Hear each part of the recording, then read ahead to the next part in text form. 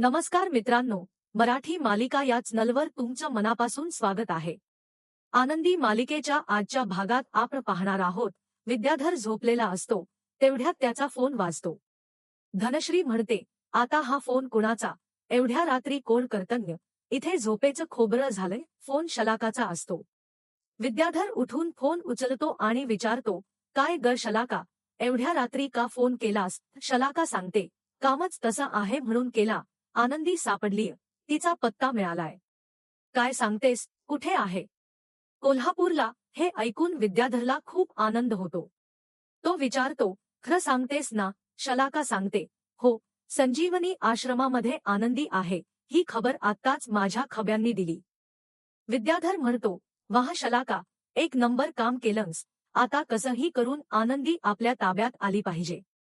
तू एक काम कर, शलाका विचारते, काय करायचं? विद्याधर सांगतो, एखादा लाकडी ट्रंक पाठव, मोठ्या कपाटासारखा दिसणारा। तो आश्रमात पाठवायचा आणि आनंदीला त्यात भरून आणायचं। मी आनंदीला दुबईला पाठवणार आहे, तिला विकायचं आणि त्या बदल्यात लाखो रुपयांचा चेक घ्यायचा। आप मालामाल व्हायचं। हे ऐकून शलाकालाही धक्का बसतो। विद्याधर पुढे सांगतो, आनंदीला इथे ठेवायचं नाहीये, मी बाकीची व्यवस्था करतो। तोपर्यंत तू तुझ्या माणसाला सांगून आनंदीला मी पाठवलेल्या पत्त्यापर्यंत घेऊन ये। शलाका म्हणते, पण विद्याधर, थोडा प्रॉब्लेम आहे। त्या संजीवनी आश्रमाच्या मॅडम खूप कडक आहेत, त्यांच्या समोरून आनंदीला गायब करणं जरा कठीण आहे। विद्याधर म्हणतो, कठीण काय आहे त्यात? कठीण काम सोपं करायची आपली पद्धत असतेच। आनंदीला गायब करायचंच आणि मगच पैशांचा चेक घ्यायचा, रातोरात करोडपती व्हायचं ठरलं। तू काळजी करू नकोस, मी दुबईवाल्यांशी बोलणं करतो। तू एकदा आनंदीला तिथून गायब केलंस की मला फोन कर, असं म्हणून तो फोन ठेवतो। आनंदीला विकून पैसे कमवायचे, आनंदी हाती लागली नाही तरी अशा मार्गाने तिचा उपयोग करून घ्यायचा, या विचाराने विद्याधर खूप खुश असतो। धनश्री म्हणते, अहो, मी काय म्हणाले, तुम्ही उगाच या सगळ्यात कशाला पडताय? हा आनंदीचा नाद सोडून द्या। तुम्हाला सांगू का, जर उगाच हे सगळं करायला लागलात आणि प्रॉब्लेम झाला तर तुमच्या लक्षात येतंय का? उगाच अडकाल। विद्याधर तिचं तोंड दाबतो आणि म्हणतो, धने, गप्प बस, नाहीतर त्या आनंदी बरोबर तुलाही दुबईला पाठवून देईन, समजलं का? तिकडे जाऊन ब्रळ का आणि आपण इथे करोडपती व्हायला हवं। धनश्रीला हा माणूस नेमका कसा आहे हेच कळत नाही, कसला नाग आहे असं ती विचार करत राहते। विद्याधर शांत झोपी जातो, पण धनश्रीला मात्र बराच वेळ झोप येत नाही। तिला या सगळ्याची काळजी वाटत असते। दुसऱ्या दिवशी सकाळी आनंदी तिच्या खोलीत शांत विचारात बसलेली असते, तशीच हरवलेली असते। दुसरीकडे शलाकाची माणसं त्या आश्रमामध्ये पोहोचलेली असतात। त्यांच्यासोबत एक टेम्पो असतो आणि त्यातून ते एक मोठा ट्रंक बाहेर काढतात, ज्यामध्ये एखादा माणूस आरामात मावेल इतका मोठा असतो। तेवढ्यातच आनंदीच्या खोलीत तिला कोणीतरी आल्याची चाहूल लागते। आनंदी थोडी हलते आणि म्हणते, कोण आहे? कोण आहे तिथे? तेव्हा आरती समोर असते। आरती आनंदीला पाहते आणि तिला धक्काच बसतो, पण खरं तर तिला खूप आनंद झालेला असतो की आनंदी भेटली। आरती म्हणते, आनंदी, आनंदी म्हणते, आरती ताई, दोघी एकमेकींना घट्ट मिठी मारतात। आनंदी विचारते, तू इथे का आलीस आरती ताई? सांग ना। आरती म्हणते, आनंदी, तू वेडी आहेस का? हा प्रश्न तू मला कसा विचारू शकतेस? तुझी हिम्मत कशी झाली आम्हा सर्वांपासून दूर येऊन राहायची आणि हे सगळं लपवून ठेवायची? तुला माहितीये का तू इथे स्वतःला नाही तर आम्हा सगळ्यांना किती त्रास दिलास? आनंदी म्हणते, सॉरी, पण हा पत्ता तुला कसा मिळाला? मी तर कोणालाही सांगितला नव्हता। आरती सांगते, ज्या नंबरवरून तू फोन केला होतास, तो मी पिंट्याला दिला।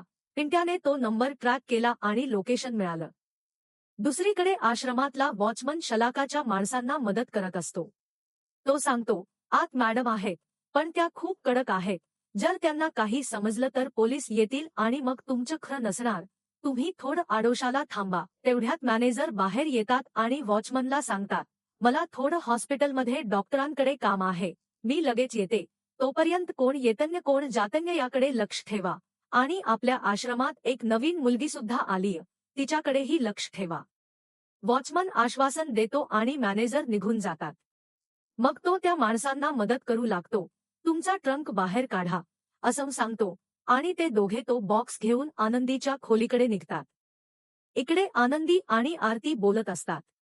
आरतीने सगळं सांगितल्यावर आनंदी म्हणते, आरती ताई, तू खरंच कमाल आहेस. आरती सांगते, हो, इथे आले तेव्हा मॅनेजर साहेबांनीही मदत केली. आनंदी म्हणते, पण मी त्यांना सांगितलं होतं की या गोष्टी कोणालाही सांगू नका. असं कसं सांगू नका? मी तुझी बहीण आहे ना, बहिणीला सांगू नका असं कसं होईल? वेडी आहेस का तू? हे ऐकून आनंदी रडायला लागते. आरती तिच्यावर ओरडते, तू वेडी आहेस का? या गोष्टी करताना तुला काहीच कसं वाटलं नाही? एकदा माझा, आर्चीचा, आबांचा विचार केला नाहीस का? अगं आता जमाना बदललाय, हे घरसुद्धा तुझंच आहे. आनंदी म्हणते, पण मला तुम्हा सर्वांवर ओझं बनून राहायचं नाहीये. आरती म्हणते, तुला कोणी सांगितलं की तू आमच्यासाठी ओझं आहेस? तू अजिबात ओझं नाहीयेस. ते तुझं हक्काचं घर आहे. आणि आबा तुझी किती वाट पाहतायत हे तुझ्या लक्षात येतंय का? आर्ची तर तुला खूप ओरडणार आहे. म्हणजे मला अजून आर्चीचाही ओरडा खायचाय? आनंदी विचारते. हो, आरती हसत म्हणते. आनंदीही हसू लागते. हे पाहून आरतीला खूप आनंद होतो. ती म्हणते, अशी हसताना माझी बहीण फार गोड दिसते. पण हे बघ, पुन्हा असले उद्योग करायचे नाहीत. समजलं? गाठ माझ्याशी आहे. असं म्हणून ती तिला घट्ट मिठी मारते. आरती पुढे म्हणते, आबा तर तुला अगोदर मायेने जवळ घेतील आणि मग रुसून बसतील. हे माहितीये ना तुला? आनंदी म्हणते, हो, मला सगळं माहितीये. तू काळजी करू नकोस. दुसरीकडे युगंधर आणि शिर्के हॉलमध्ये असतात. शिर्केंनी कोल्हापूरच्या खब्याला कॉल केला होता, पण त्याचा फोन बंद येऊ लागतो. शिर्के म्हणतात, मालक साहेब, मोठा प्रॉब्लेम झालाय. ज्या खब्याला आपण पैसे दिले होते, त्याचा फोन बंद आहे. काय करायचं कळत नाही. युगंधर म्हणतो, असं कसं? कोल्हापूरमध्ये एवढे पैसे कोणी सोडणार नाही. दुप्पट पैसे दिलेत मी त्याला. तो असा कसा गायब होऊ शकतो, हेच कळत नाही. शिर्के, मला वाटतं या सगळ्यामागे नक्कीच कोणीतरी आहे. कोण आहे ते शोधून काढायला हवं. शिर्के म्हणतात, गप्प बसून चालणार नाही मालक साहेब. आपल्याला या गोष्टींच्या मुळापाशी जाऊन पोहोचायला हवं. युगंधर म्हणतो, मला आता शांत बसून चालणार नाही. काहीतरी ठोस पावलं उचलावीच लागतील, नाहीतर मोठा प्रॉब्लेम होऊ शकतो. मला स्वतःला या रणांगणात उतरावं लागेल. तेवढ्यात बापू येतात आणि म्हणतात, अरे युगंधर, एक आनंदाची बातमी आहे. काय झालं? आनंदी सापडलीये. कुठे? आरतीला सापडली. कोल्हापूरमध्ये संजीवनी आश्रमामध्ये आहे. संजीवनी आश्रमाचं नाव ऐकताच युगंधरला जबर धक्का बसतो. तो म्हणतो, काय? कालच मी त्या आश्रमात गेलो होतो. कालच तिथून आलोय. मला कसं कळलं नाही. तेव्हा कळत की आरतीने आनंदीच्या फोन नंबरचं लोकेशन ट्रॅक करून तिला शोधलं. हे ऐकून युगंधरला खूप आनंद होतो. तो म्हणतो, अच्छा, ठीक आहे. शिर्के, ताबडतोब गाडी काढा. मला ताबडतोब कोल्हापूरला जायचंय. बापू तुम्ही काळजी करू नका. आनंदी सापडली ही चांगली गोष्ट आहे. मला स्वतः जाऊन तिला समोरासमोर काही प्रश्न विचारायचे. युगंधर निघणार, तेवढ्यात मिताली येते. ती म्हणते, बाबा, माझं तुमच्याकडे एक महत्वाचं काम आहे. बोल काय झालं? बाबा, आज नागपंचमी आहे आणि नागपंचमीनिमित्त आई ज्या गोष्टी करायची, त्या सगळ्या मला करायच्या आहेत. स्वतःच्या हाताने नागोबाची पिंड करायची. पण बाबा, मला ती पिंड करता येत नाही. त्यामुळे मला तुमची मदत लागणार आहे. प्लीज बाबा, मला माहितीये पृथ्वी आणि प्रांजल तुमच्याशी बोलणं आणि तुमची मदत घेणं टाळतात. पण बाबा मला तुमची मदत हवीय.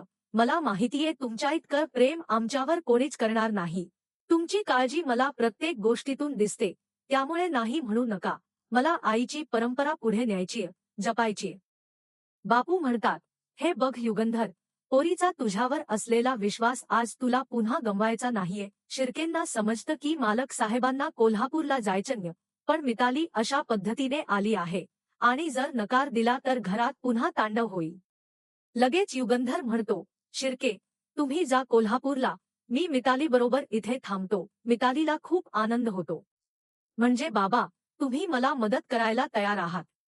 हो, तुझ्या मनासारखं सगळं करू. तुला जे करायचं आहे ते आज सगळं करू. मितालीचा आनंद गगनात मावत नाही. शिर्के एकटाच कोल्हापूरला निघतो. जाताना युगंधर सांगतो, काही जरी झालं तरी एक गोष्ट ध्यानात ठेवा. आनंदीला थेट घरी घेऊन येऊ नका. तिला फॅक्टरीत घेऊन या. तोपर्यंत मी थांबतो. मला आनंदीशी बोलायचंय. शिर्के आश्वासन देऊन निघतो. दुसरीकडे तो वॉचमन आनंदीच्या खोलीत येतो. तेव्हा त्याला आनंदीसमोर आरतीही दिसते. दोघी बोलतायत हे ऐकून त्याला प्रश्न पडतो, इथे तर फक्त आंधळी मुलगी म्हणजे आनंदी एकटीच असायला हवी होती, पण ही दुसरी मुलगी कोण? तो त्या माणसांना सांगतो, साहेब, इथे तर एकाच मुलीला उचलायचं होतं. ही दुसरी मुलगी कोण आहे माहित नाही. तुम्ही काळजी करू नका, मी बघतो काय करायचं ते, असं म्हणून तो पुढे जातो. आरती आणि आनंदी बोलत असतात, तेव्हा तो वॉचमन आरतीला म्हणतो, तुम्हाला आमच्याबरोबर ताबडतोब चलावं लागेल, कारण आमच्या ऑफिसचे काही नियम आहेत. जेव्हा एखादी व्यक्ती इथे येते, तेव्हा पोलिसांकडे सगळी कागदपत्र द्यावी लागतात आणि व्यक्तीला घेऊन जाताना एक फॉर्म भरावा लागतो. त्यावर सगळी कारणं लिहावी लागतात. आरती म्हणते, चालेल, काही प्रॉब्लेम नाही. सांगा काय करायचं आहे, मी सगळं करते. पण मला माझ्या बहिणीला घेऊन जायचंय. ठीक आहे, तुम्हाला आमच्यासोबत यावं लागेल. सगळं व्यवस्थित समजावून सांगतो, असं म्हणून तो तिला आत घेऊन जातो. जाताना आरती आनंदीला सांगते, मी आलेच, हे काम पूर्ण करून येते, तोपर्यंत तू आंघोळ करून फ्रेश हो. आरती त्या माणसाबरोबर जाते. इकडे त्या वॉचमनने आपल्या दुसऱ्या साथीदारांना खुणावलेलं असतं, जेणेकरून ते ताबडतोब आनंदीच्या खोलीत जाऊन तिला गायब करतील. हा त्यांचा सगळा डाव, सगळा प्लॅन असतो.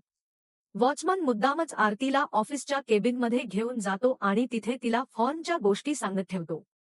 इकडे आनंदी आंघोळीला निघालेली असते, तेवढ्यात तिला कोणीतरी आल्याचा भास होतो. ती म्हणते, कोण आहे? आरती ताई, तू आहेस का? कोण आहे माझ्या खोलीत? ती सत्य विचारते आणि तिला थोडा संशयही येतो, पण ती माणसं कशाचाही विचार न करता तिच्या तोंडावर पट्टी लावतात. आनंदी ओरडायचा प्रयत्न करते, पण तोंडावर पट्टी असल्यामुळे तिच्या तोंडून शब्दही फुटत नाही आणि तिला याचा अजूनच त्रास होतो. ती माणसं कसलाही विलंबन करता आनंदीला उचलू लागतात. आनंदीला उचलत असतानाच आरतीला काहीतरी संशय येऊ लागतो. तर मित्रांनो, आजच्या भागात एवढंच. उद्याचा भाग पाहायचा असेल तर मराठी मालिका या चॅनलला नक्की सबस्क्राईब करा. उद्याच्या भागात आपल्याला असं पाहायला मिळणार आहे की विद्याधर त्याच्या माणसांवर ओरडत असतो, हा ट्रंक तुम्ही इथे का आणलात? तुम्ही डोक्यावर पडलायत का? असं कसं वागू शकता? काय चाललंय हे मला कळत नाही. त्याच वेळी पूजा सुरू असताना विद्याधरसमोर एक साप येतो. तो त्याला डंख मारणार असतो, पण तेवढ्यात युगंधर पुढे येतो आणि त्या सापासमोर हात जोडून ओम नमः शिवाय, ओम नमः शिवाय म्हणतो आणि साप निघून जातो. माई म्हणतात, नागपंचमीच्या दिवशी आणि श्रावण सोमवारी साप येणं हा कसला तरी दैवी संकेत आहे. हे ऐकून युगंधर म्हणतो, हा दैवी संकेत कसला असू शकतो, कळत नाही, आणि तो लगेच त्या ट्रंकाजवळ जाऊन तो उघडण्याचं काम करतो. पण तेव्हा विद्याधरच्या पायाखालची जमीनच सरकलेली असते. तर मित्रांनो, पाहत राहा आनंदी. भेटूया उद्याच्या भागात.